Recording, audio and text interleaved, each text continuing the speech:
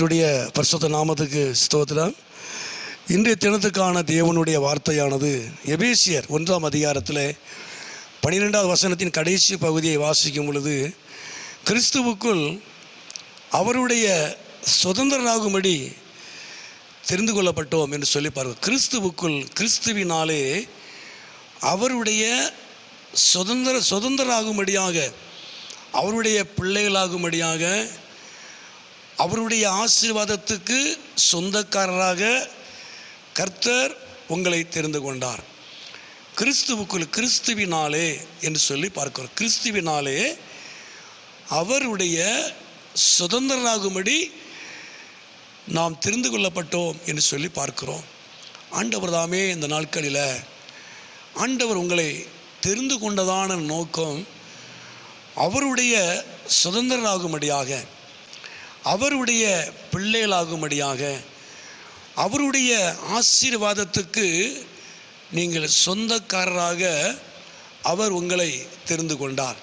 அது மாத்திரமல்ல, தொடர்ந்து நாம் 2 கொரிந்தியர் 2:14 வாசிக்கும் பொழுது, கிறிஸ்துவுக்குள் எங்களை வெற்றி சிறக்க பண்ணி என்று சொல்லி பார்க்கிறோம். கிறிஸ்துவுக்குள் ஆண்டவர் நம்மளை சுதந்திரராகும்படி தெரிந்து கொள்ளப்பட்டது மாத்திரமல்ல, கிறிஸ்துவினாலே அவர் உங்களை வெற்றி சிறக்க பண்ணுகிறவர். தோல்வி அடைவதற்காக அல்ல, கிறிஸ்துவினாலே சகலத்திலையும் சகல காரியத்திலையும் அவர் உங்களை வெற்றி சிறக்க பண்ணுகிறவர். அவர் உங்களுக்கு ஜெயத்தை கொடுக்கிறவர். தொடர்ந்து கீழே நம்ம பிலிப்பியரில் கூட அந்த 4:13 வாசிக்கும் பொழுது, என்னை பலப்படுத்துகிற கிறிஸ்துவினாலே எல்லாவற்றையும் செய்ய எனக்கு பலன் உண்டு. ஆகவே கிறிஸ்துவினாலே எல்லாவற்றையும் செய்ய எனக்கு பலன் உண்டு. என்னை பலப்படுத்துகிற கிறிஸ்துவினாலே, கிறிஸ்துவினாலே எனக்கு பலன் உண்டு. ஆண்டவராக இயேசு கிறிஸ்து என்னை பலப்படுத்துகிறார். கிறிஸ்துவினாலே எனக்கு பலன் உண்டாகிறது. எல்லாவற்றையும் செய்யும்படியாக என்னை பலப்படுத்துகிற கிறிஸ்துவினாலே எல்லாவற்றையும் செய்ய எனக்கு பலன் உண்டு. எல்லாவற்றையும் செய்வதற்கு ஆண்டவராக இயேசு கிறிஸ்து என்னை பலப்படுத்துகிறார். போதுமான பலனை அவர் எனக்கு தருகிறார். கர்த்தர் நாமத்துக்கு மகிமை உண்டாவதாக. தொடர்ந்து கீழே நம்ம 4வது 19 வாசிக்கும் பொழுது, என் தேவன் தம்முடைய ஐஸ்வரியத்தின்படி உங்கள் குறையெல்லாம் கிறிஸ்து இயேசுவுக்குள் அவர் மகிமையிலே நிறைவாக்குவார்.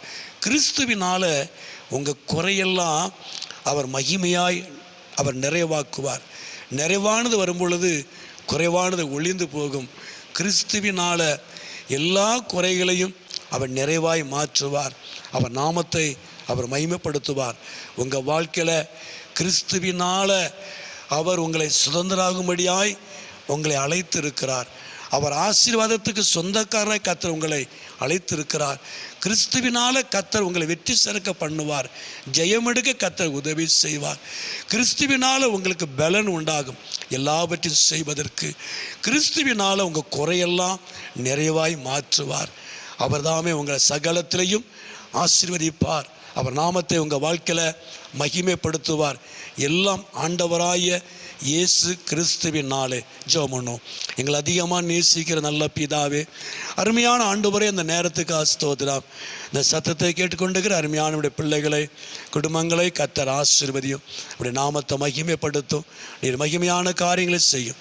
இயேசுவின் நாமத்தில் ஜெபிக்கிறோம் நல்ல பிதாவே. ஆமேன், ஆமேன்.